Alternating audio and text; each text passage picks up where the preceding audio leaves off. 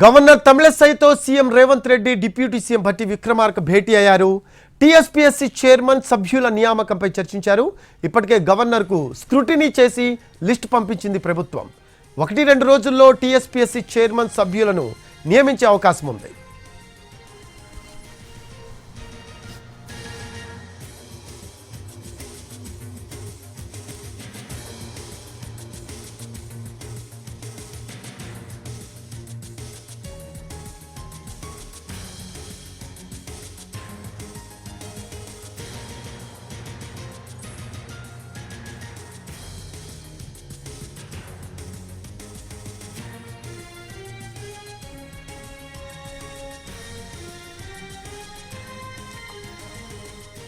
Governor తమిళసైతో CM Revanth Reddy deputy CM Bhatti Vikramarka భేటీ ముగిసింది.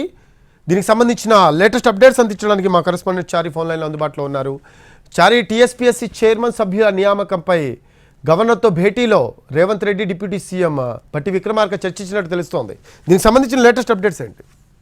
కొద్దిసేపు క్రితమే గవర్నర్ తో CM Revanth Reddy deputy CM Bhatti Vikramarka భేటీ ముగిసింది. సుమారు 25 నిమిషాల పాటు ఈ భేటీ కొనసాగింది. ప్రధానంగా 26 జనవరి సంబంధించినటువంటి వేడుకల మీద తో పాటుగా టీఎస్పీఎస్సీ చైర్మన్ సభ్యుల నియామకానికి సంబంధించినటువంటి అంశం మీద కూడా చర్చ జరిగినట్టు సమాచారం ఉంది. గడిచిన 2 రోజులుగా CM Revanth Reddy TSPSC chairman అలాగే సభ్యుల నియామకం మీద కసరత్తు చేస్తూ వచ్చారు.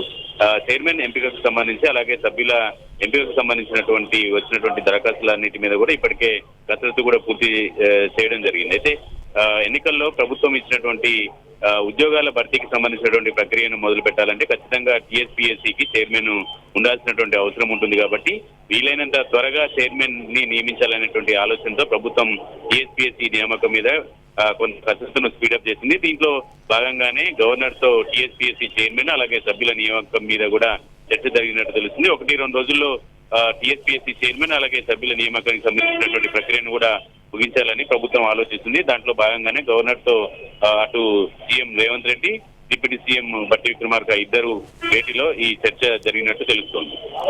Thanks for updates, Chari.